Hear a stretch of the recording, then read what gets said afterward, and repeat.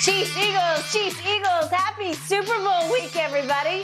Thanks so much for kicking it off with us right here on Undisputed. I'm Jen Hale. That is Skip Bayless and Shannon Sharp. Good morning, guys. Good morning, Jen. How are you today? I would like to start off by congratulating our man, Lil Wayne, on winning the Global Impact Award at the Grammys, as well as being part of the grand finale last night. That was unbelievable last night. It was unbelievable.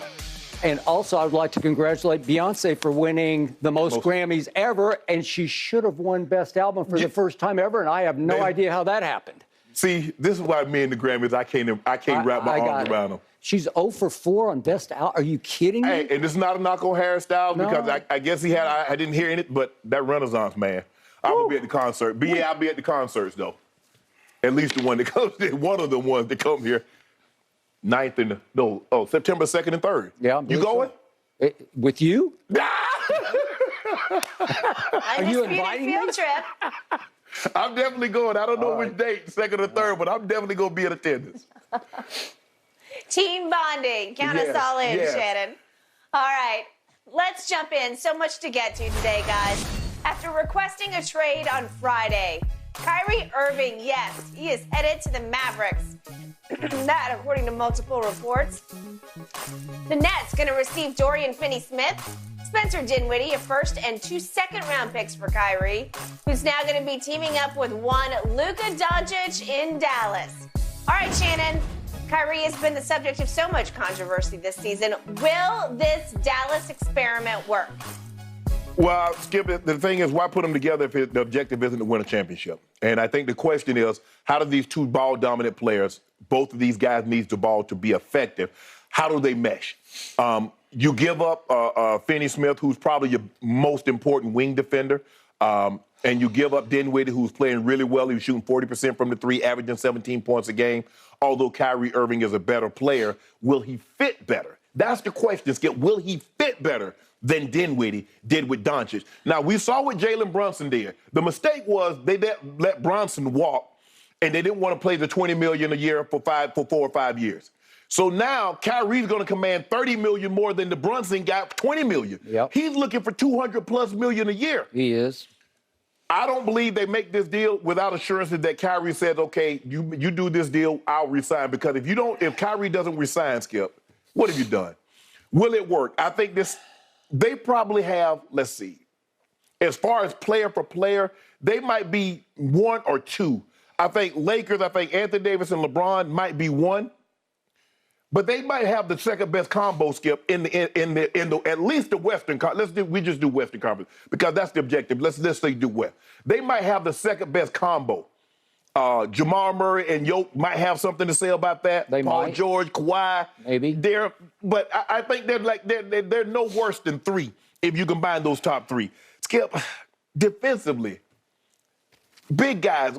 How do they stop somebody from pounding them on the glass? How do they stop an inside presence? How do they deal with a Nikola Jokic? How do they deal with and so that's my only thing, Skip. The objective is to win a championship. I think when Mark Cuban made this deal, he's looking at it like, okay, we did get to the Western Conference Finals with Jalen Brunson. I like to think Kyrie is a better player than Jalen Brunson. Even though Jalen Brunson, I think, should be an all-star, he still might make it. Will it work?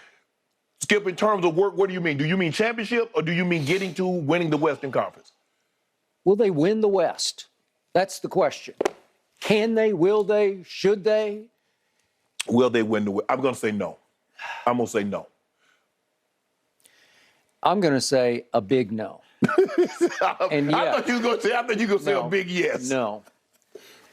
There were 2 bombshells this past weekend, one on Friday and one yesterday. Okay. And the first one was that Kyrie wanted out. Right. And then I sat back and thought about that, and I thought, well, he's actually doing the Nets a favor because they're out on him. Right. They're not going to pay him. They made it clear they're not going to pay him. And ESPN reported that there was a big sigh of relief within the confines of their organization when they finally got rid of him. Well, they said they wanted stipulations into the contract. Sure. The behavior that you kind of displayed over the last 4 years. But how are you going to stipulate against? Right. So the first bombshell really wasn't a bombshell because the Nets actually needed to get rid of him because unless he would just be on his best behavior down the stretch and then just play his way out and then become a free agent at the end of the year. If the Nets had been able to stay together and win the championship this year, I guess you got me, right? Well, I think that's what he was thinking. Because you remember when because they went from like 7th, 8th, and 9th all the way to like the 2 or the 3 seed in a matter of weeks. With KD. Right. So Kyrie is thinking like, okay, we get KD's injured right now. We get KD back. They're thinking championships.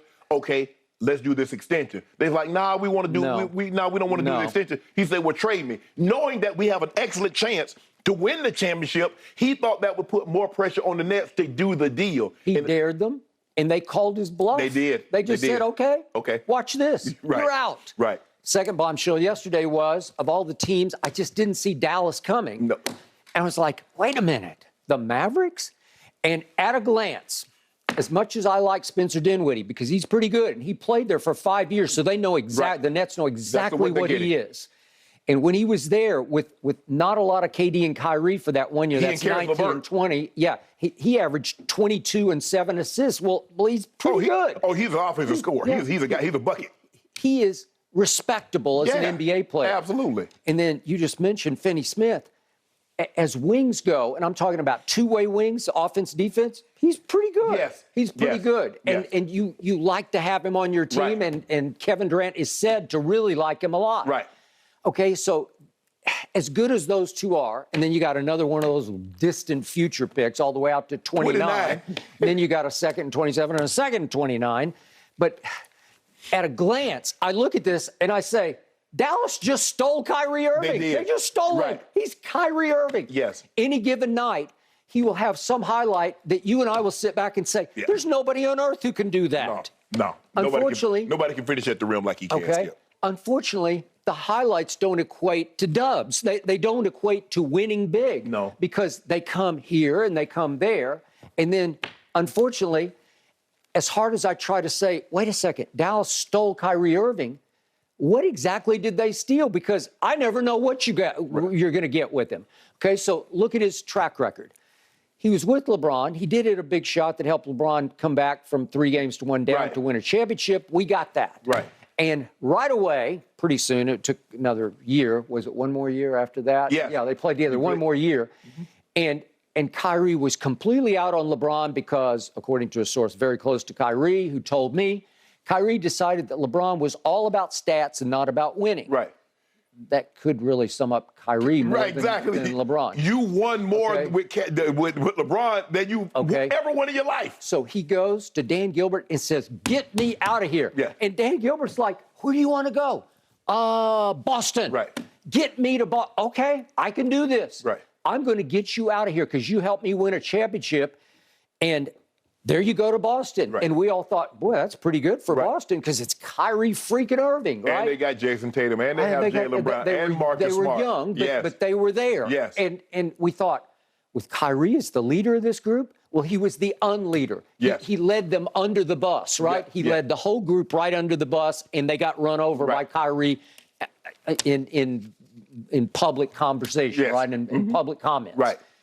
And he flamed out and he quit on the Boston Celtics. Then he goes to the Nets. And we don't have enough show to talk about all that went wrong with the Nets because not only was he constantly hurt, and I'm never sure how hurt he is or if he just needed to take some time off. Correct. And he would get hurt and just stay hurt for like endless days where you say, well, what's up with him? Correct. I don't know. They don't hear from him, right?